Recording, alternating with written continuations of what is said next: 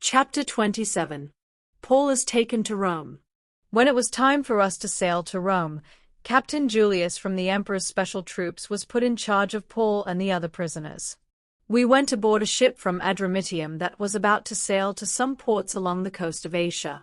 Aristarchus from Thessalonica in Macedonia sailed on the ship with us. The next day we came to shore at Sidon. Captain Julius was very kind to Paul. He even let him visit his friends, so they could give him whatever he needed. When we left Sidon, the winds were blowing against us, and we sailed close to the island of Cyprus to be safe from the wind. Then we sailed south of Cilicia and Pamphylia until we came to the port of Myra in Lycia. There the army captain found a ship from Alexandria that was going to Italy. So he ordered us to board that ship. We sailed along slowly for several days and had a hard time reaching Cnidus. The wind would not let us go any farther in that direction, so we sailed past Cape Samone, where the island of Crete would protect us from the wind. We went slowly along the coast and finally reached a place called Fair Havens, not far from the town of Lasea. By now we had already lost a lot of time, and sailing was no longer safe. In fact, even the great day of forgiveness was past. Then Paul spoke to the crew of the ship. "Men, listen to me. If we sail now, our ship and its cargo will be badly damaged, and many lives will be lost." But Julius listened to the captain of the ship and its owner, rather than to Paul. The harbor at Fair Havens wasn't a good place to spend the winter. Because of this, almost everyone agreed that we should at least try to sail along the coast of Crete as far as Phoenix. It had a harbor that opened toward the southwest and northwest, and we could spend the winter there. The storm at sea. When a gentle wind from the south started blowing, the men thought it was a good time to do what they had planned. So they pulled up the anchor, and we sailed along the coast of Crete. But soon a strong wind called the northeaster blew against us from the island. The wind struck the ship, and we could not sail against it. So we let the wind carry the ship. We went along the island of Cauda on the side that was protected from the wind. We had a hard time holding the lifeboat in place, but finally we got it where it belonged. Then the sailors wrapped ropes around the ship to hold it together. They lowered the sail and let the ship drift along, because they were afraid it might hit the sandbanks in the Gulf of Syrtis. The storm was so fierce that the next day they threw some of the ship's cargo overboard. Then on the third day, with their bare hands they threw overboard some of the ship's gear. For several days we could not see either the sun or the stars. A strong wind kept blowing, and we finally gave up all hope of being saved. Since none of us had eaten anything for a long time, Paul stood up and told the men, "You should have listened to me. If you had stayed on in Crete, you would not have had this damage and loss.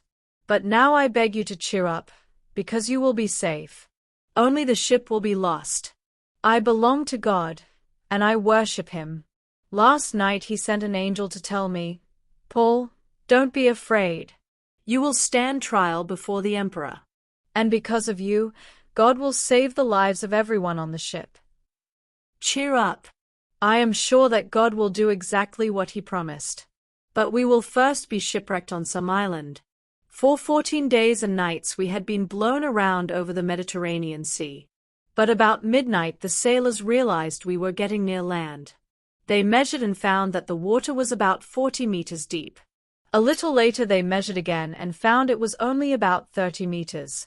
The sailors were afraid that we might hit some rocks, and they let down 4 anchors from the back of the ship. Then they prayed for daylight.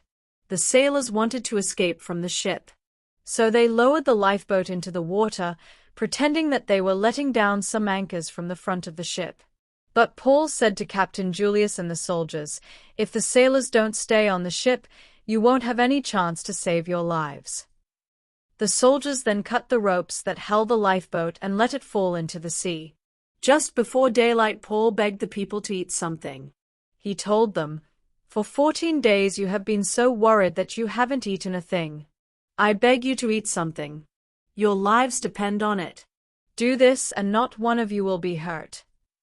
After Paul had said this, he took a piece of bread and gave thanks to God.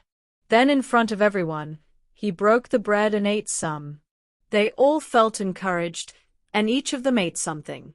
There were 276 people on the ship, and after everyone had eaten, they threw the cargo of wheat into the sea to make the ship lighter. The shipwreck. Morning came, and the ship's crew saw a coast they did not recognize. But they did see a cove with a beach. So they decided to try to run the ship aground on the beach. They cut the anchors loose and let them sink into the sea.